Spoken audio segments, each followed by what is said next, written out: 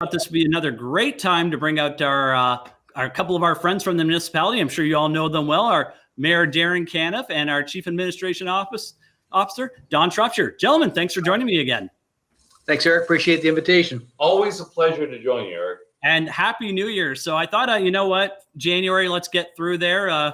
We had an interesting start to 2021 the last time we spoke.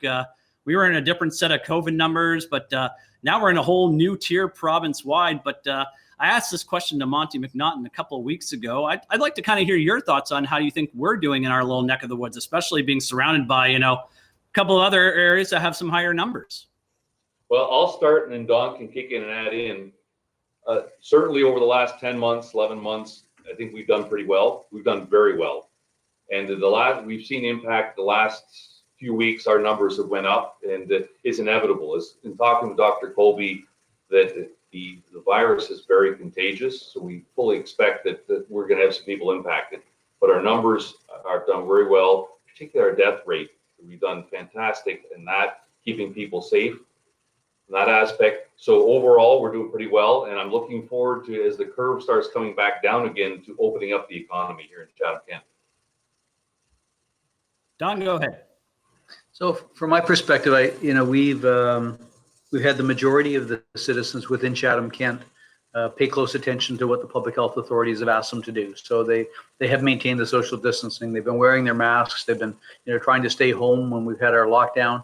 And I really think that's been incredibly helpful in terms of trying to keep our numbers as low as the mayor talked about. But by definition, it's a pandemic, right? We're dealing with something that is incredibly infectious. It doesn't take much before you can have an outbreak. We've seen that in one of our long-term care facilities, actually a couple.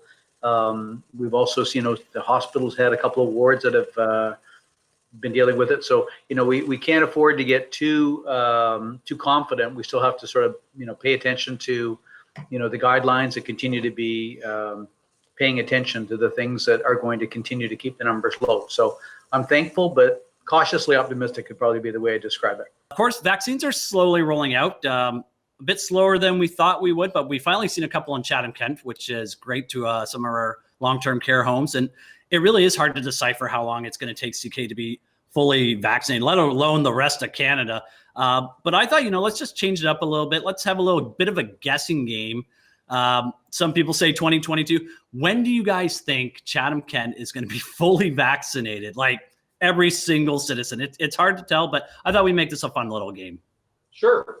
If I was to guess, it's an educated guess, as General Hillier, who is the person in charge of distributing all of the vaccines across the province, he gives regular updates. So the expectation is that everyone who wants a vaccine will be vaccinated mid to late summer. Because as we all know, it's not mandatory. I would hope that everyone get it, but not everyone will. But as many people as possible to get it, because that's what makes it more effective, so the more people in the population have it. So my guess is mid to late summer. Of this year or next year? Of 2021. Okay. Done? I'm in the same boat. I'm thinking by middle of summer or so. That's the best information we've received from the province. The mayor put his finger on it. There's a lot of what ifs, right? So we're the what ifs in terms of the vaccination and the distribution schedules. But so far, even though there's been delays and people have made a lot to do about some of the delays and some of the delivery, we're still looking at, having this month all of our long-term care facilities vaccinated and the seniors' residences, very vulnerable populations. And I think the province and our local public health authorities have done a really great job in terms of setting up a process to try and roll out the vaccines in an orderly manner. And I'm with the mayor. I'll be anxious to roll up my sleeve when it's my turn. It's not going to be this month. We're certainly not part of the high priority group, but I think we've all got an opportunity right now to encourage people to take the opportunity to get vaccinated so we can get back to a more of a regular lifestyle. And our public health authorities have told us that if you're really, you want to get back to what we consider more of a normal interaction with people, we need to get somewhere between 70 and 85% of our population immunized. So, as soon as it happens, we're looking for everybody to step up and do that. Yeah. So what's your official guest date? But my official guest date, I'm going to say August the 15th. Everybody that wants to be vaccinated will be vaccinated, and I'm hoping that's virtually everybody in Chatham-Kent that is recommended by the public health authorities. I'm going to be a little more pessimistic. I'm going to say September 1st. How about that? Okay, that I like the optimism. I think when we see delays and we see back and forth, it's supposed to be September. Somebody said early 2022, and you're right. You know, when the time comes and we're starting to see our area getting vaccines, even with these delays, I think people want to see some normalcy. So September, August, yeah, that seems optimistic. Which I hope that we can see those dates actually full forth. Well, to be quite clear, the reason it's taking so long is getting the vaccines. If tomorrow we had 120,000 doses here, it would take a few weeks. So we would be looking at the end of March type thing at the latest. So that's not the bottleneck. The bottleneck is actually receiving the vaccines into Canada and then in Ontario, then from Ontario to Chatham-Kent. We don't have any say of how many we get. It's the province that decides that. So let's jump off the COVID train. I know last week, first week in February and end of January, you guys were busy with budget time, and that's all said and done. And the final number at 2.4%. And some people are like, "Hey, that's not bad." And some people are like, How do you guys think overall you did it, especially obviously in the interesting times that we're in? Certainly, it was one of the most spirited debates we've had in budget over the 7 years that I've been involved with it. I think 2.4%. I would like to see it less. We all would, but we have some realities here in Chatham-Kent. The first is we came out, the budget itself, if we just maintain the services as we have now, it'd be 0%. So we started from there. The main reasons for the increase, particularly the largest one, is infrastructure spending. We have a 40% deficit in our spending, meaning that if we need $100 million a year to refix things, we've only got 60 million. So every year we have to, the municipality, decide what things aren't we going to fix. So we're moving towards that. Over the last several years, we've been planning to get there. So it's another step forward there. Also, we spend about $60 million a year on capital, and the inflation rate on that is 4.5%. I know that that's the big debate is, well, what's the inflation rate? Okay, it's 0.5%, it's 1%, and we're at 2.4. But we've also added things in there. We're spending additional money on homelessness, and as everyone can see that it's a major issue in our community. We need to spend more money there. There's been some provincial downloads as well, so that the three of those combined equals that 2.4%. Don, is there anything you wanted to add to that? No, I think the mayor's captured the major points. I guess I'd also want to do a bit of a shout out to the staff. There's often people in our community are asking, well, why can't we do more? Why can't we cut staff? Why can't we find more efficiencies? So I want to tell the taxpayers that's exactly what we did. We actually started off our increased efficiencies and our assessment growth. We were actually under 0%.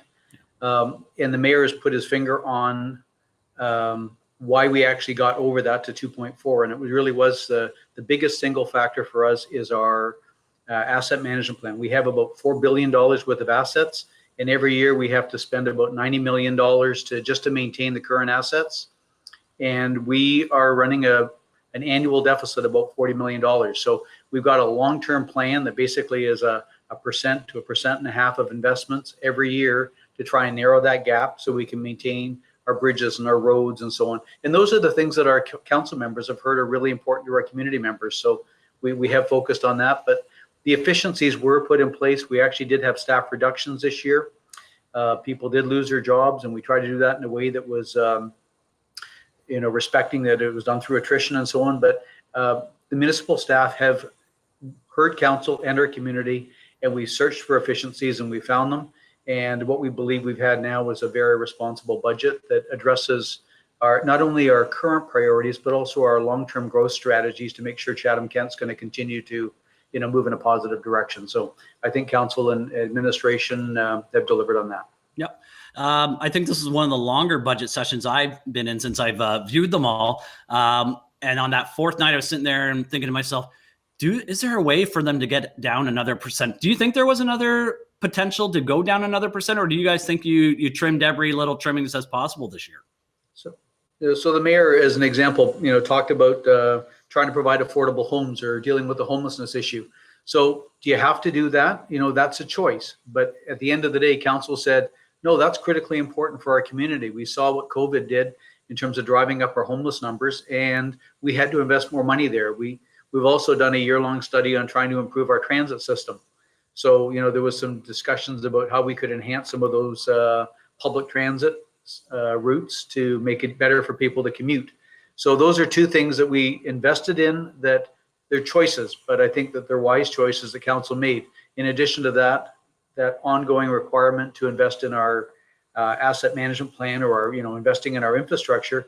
The other big benefit that people may not realize is that when we invest in our infrastructure, and we continue to address that deficit I talked about, that also allows us to be eligible for more senior government funding from the province and the federal government. So by us investing a little bit more, it also makes sure that we can get more grants that make it less expensive for our citizens in the long run. So I think we did really well with the budget. Could we have made choices? That's what council's elected to do, and I think they made the best decisions for our community based on their experience and what they heard from the taxpayers. And I want to emphasize a point that Don made. It's invest. So we're investing in our community. That it's critical with infrastructure and with homelessness. When we spend more money on it, it's an investment into the future. In the end, it saves us money. We want to see everyone housed, and it's cheaper on society to have everyone housed than to have them on the streets. And for a lot of reasons, we want to invest in it, but it's an investment. When we spend money on infrastructure, we need the roads, we need bridges, we need all those things to grow our community. There's money in there for growth as well. I'd like to talk about a little bit of the growth happening in our community. We need to invest in that. If we stopped investing, we'd be stopping growth over that. So it was a well-balanced decision coming in at 2.4%. Yep. Let's kind of talk about money and COVID, and let's talk about any good news stories that happened in the first month of 2021, and now we're into February. Well, I think you can say in one word, vaccine. In January, we've come close to vaccinating pretty much all of our long-term care homes, and that we got the ball rolling with that, because that is the step towards normalcy. Without the vaccine, I'm not sure we could ever get back to some normalcy, but that is the key to me. That's the good news story, that we're starting that. Hopefully more doses start coming into Chatham-Kent sooner rather than later. Yep. Don, anything you'd like to share? Yeah, I think for me, the two other big pieces launching into 2021 is, in addition to the vaccine, which I agree would be number one, is also we're still experiencing really high growth, when people are still investing in Chatham-Kent in terms of building more homes and apartments. You mentioned the one across the street from you. There's a number of other that are also in the process of being developed. So I think that looks really great for our future. And the last thing is, for the last year, we have had an incredible municipal team. Like, I look at my colleagues in public health and our long-term care facility at Riverview Gardens and others across all of Chatham-Kent, and they have done an incredible job providing essential services. And it's not just the municipal staff, but we've got other essential workers across Chatham-Kent, our healthcare workers, people that have been keeping our stores open and making sure that our ongoing day-to-day lives receive as least amount of disruption as we possibly can during COVID. So I think, when I look at the resiliency of our community and how much people have pitched in to get things done, all of the stuff that we've done over the past year and plans to go forward and continue to support people in need, I'm really feeling optimistic for 2021. Certainly is going to be an interesting 2021. We said the same thing about 2020, but hopefully we can see a light at the end of this tunnel, because certainly we've gone to all sorts of topsy-turvy ways. So guys, thanks for all that you're doing. Is there anything else you'd like to add as we close out? Yeah, I just want a couple things. I want to thank the community. We alluded to it about how come together to be safe. I think the other thing is the biggest reason I love Chatham-Kent is the people. And it's showed again and again through this last 10 months how great the people are. The gift was a great example. May 16th miracle, we had a huge amount of the community step up. We set a tone for the rest of the country. There's a whole bunch of communities, including Toronto, that mimicked the gift. And it's something that I'm so proud of as far as the people of Chatham-Kent. I want to thank them for we're getting near getting back normal again, and I thank them. And I just want to reemphasize the growth. Chatham-Kent is a place, a destination right now for a lot of people wanting to get out of the GTA or just coming with their cost of living, with the people, with the temperature, the number of reasons why people want to be here. And that's where we're going to see in the next several years, I believe we're going to have a significant housing boom here. It's happening right now, and that will continue. And with all the apartments coming online over the next 12 to 18 months, that's going to help an awful lot as well. Looking forward to a bright future here for Chatham-Kent. Mayor said it perfect. I couldn't add to that. It's great. Well, that's all we can do. And it's a beautiful day outside, and hopefully it's going to be a beautiful rest of the year for 2021. So gentlemen, thanks for your time, and thanks for all you're doing once again. Thanks, Eric. All the best. Eric.